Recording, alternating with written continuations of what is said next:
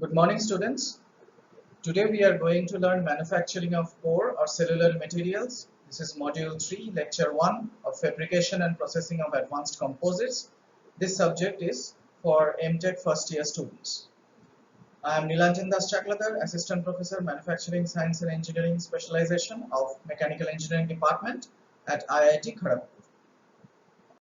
In this talk, we will look into what is a core, why it is needed, types of core, and manufacture of core and sandwich composites, because in sandwich composites core is used.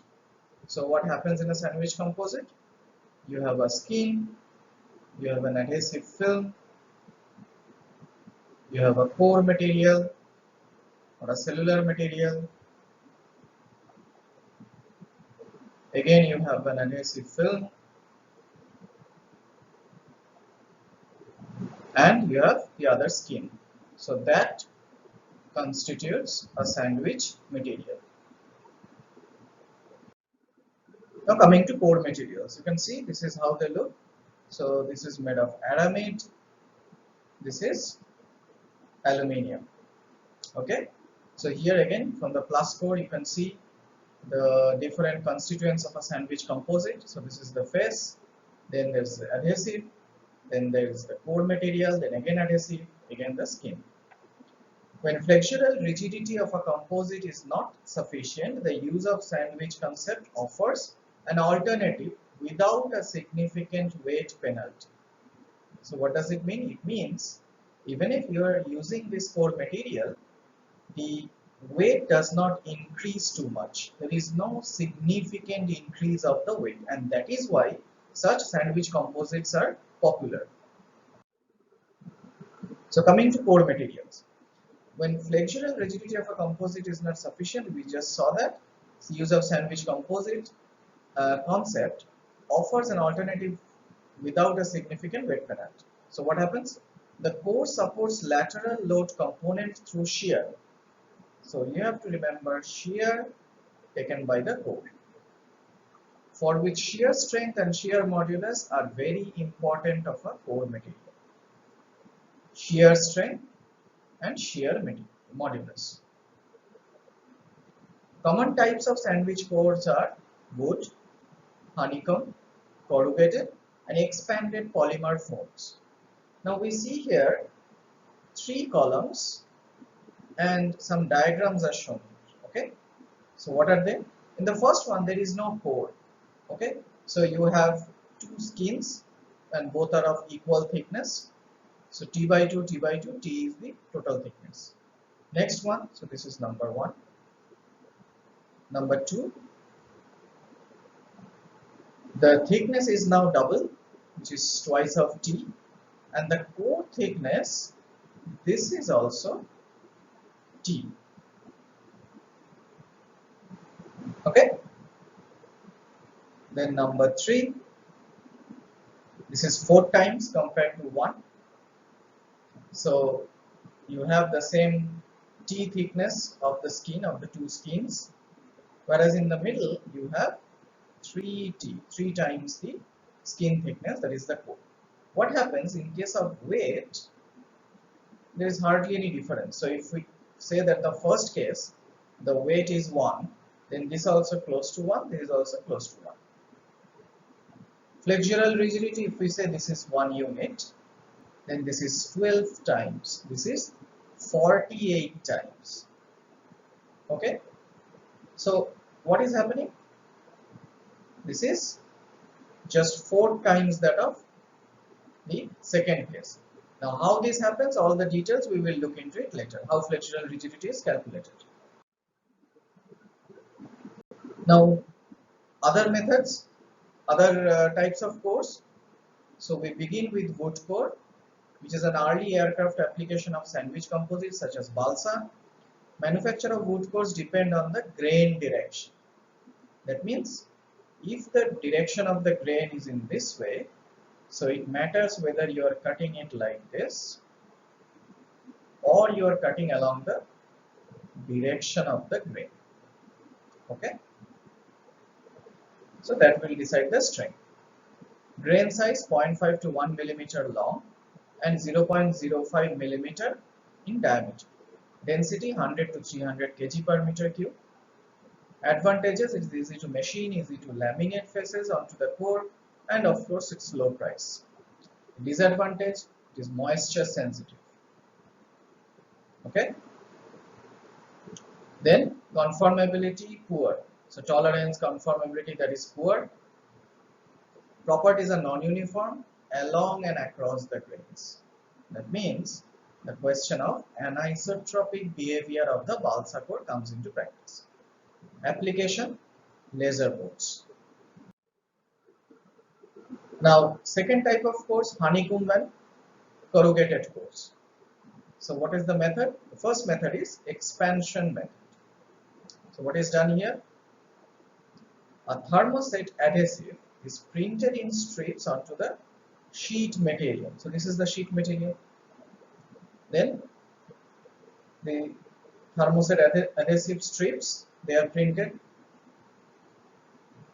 Then you have numerous sheets are stacked, heated and placed in a press to cross-link the adhesive. Okay. After cross-linking, the stack is expanded by laterally pulling it. In case of metallic cores, it is plastically. If it's metal, obviously the question of plasticity will come, and retains the expanded shape. In case of non-metals, they do not retain the shape, hence dipped in a thermoset resin to cross-link at elevated temperature. Okay, so from sheet to honeycomb block, then slice the honeycomb block and expand it. Now the corrugation method, so the other type of the core, which is corrugated core. So you have the roll and you have corrugation rollers. What do? They're just making this asbestos shapes. Okay, this corrugation styles. So if I call this as A, and then if I stack a number of A's together, it will give me again the corrugated structure. And from corrugated structure, I can get the corrugated panel. So sheets are first corrugated, then adhesives are applied, following which the sheets are stacked. Temperature elevated to cross-link adhesive. In case of thermoplastic cores, no need of adhesive because thermoplastic will melt and join, melt and weld. So they melt and join locally. Types of honeycomb cores. So most common type, aluminium and aramid fiber paper. We have also seen in the previous slides. Impregnated with a phenolic resin, later having a DuPont trade name Nomex. Okay, so if you want to buy honeycomb core in the market, so people would ask you, the seller would ask you, do you want a Nomex honeycomb? So you say, yes, I want a Nomex honeycomb with this particular specification. Now types of honeycomb core cells: hexagonal, reinforced, over expanded. So as if you stretch this and you get this configuration. Over expanded, under expanded. So you compress it, you get this one. Then flex core. So the core is flexible, and square, so giving a rhombus shape or a square shape. Now types of honeycomb cores. So density of honeycomb core 20 to 200 kg per meter cube. Now you have just seen for balsa it is 100 to 300 kg per meter cube. Corrugated cores are also made of kraft paper. Okay. Advantages: very low density. You see 20. Disadvantages: moisture sensitivity, also there for balsa, difficult to machine. No, balsa is easy to machine, and difficult bonding of faces. Application: aircraft control scheme, spacecraft, sporting goods. So typically this lightweight is very essential here. The expanded foam cores. Thermoset or thermoplastic polymers are formed using foaming agents, which may be physical or chemical in nature. So what is done here? If temperature is increased or pressure is reduced, physical blowing agents or gases are dispersed in a polymer medium which expands to form voids. So what are we talking about? We have a polymer we add some gases which are blowing agents, then either we increase the temperature or we reduce the pressure. Immediately, these gases will create bigger voids and this whole thing will expand. So that is what said here. For example, CFC, chlorofluorocarbon.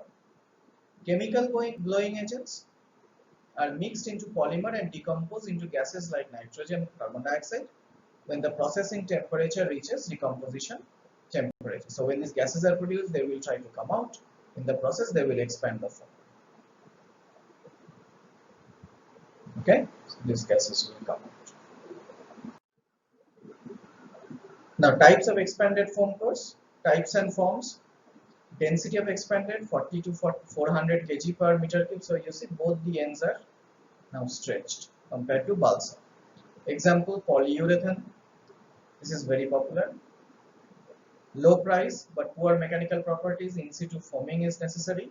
Most common is polyvinyl chloride. Thermoset and thermoplastic both are available with PVC. So automobile, truck and bus parts, refrigerated truck and railroad containers, leisure boats, high performance racing vehicles and building panels. Adhesives should have good shear strength. Also respond to tensile load or peeling transverse to the plane of the joint. Peeling transverse to the plane of the joint. Okay, that's the response. Rule of thumb: the tensile strength of the adhesive should be higher than that of the core. Obviously, otherwise what will happen? If the tensile strength of the adhesive is lower than that of the core, the adhesive will fail. Okay. In case of composites, the thermoset adhesives dominate over the thermoplastic competitors. Example, high performance adhesives, epoxy family available as paste, powder, spray and film. Room temperature cross-linked epoxy, so it has a glass transition temperature from 50 to 100 degrees Celsius. So typically this you get in the market at low cost. High temperature cross-linked epoxy, 120 to 180 degrees centigrade. These are typically the Huntsman variety. So Huntsman is one of the manufacturers of epoxy. Okay. So see, in this particular figure, you will see what are the different variants of adhesives that are sold in the market. Paste, spray, powder, film and tape. Okay. So paste, spray, powder, film and tape. Summary: cores are light in weight. Cores allow flexural stiffness to the composite structure. A sandwich structure is a representative I-beam, okay, where the core acts as the wave and the thin fibrous skins on the top and bottom are the flange of the I-beam. Okay, so this is an I-beam, this is wave, this is flange. Okay, so this is wave, this is flange. Adhesives allow joining of two composite laminates with core through room temperature curing or with application of pressure. And please watch the video in the description. So there is a video link how a sandwich composite is made. This will help you to remember the sandwich composite manufacturing process. So there are some other videos in the description. Don't forget to watch them. Thank you.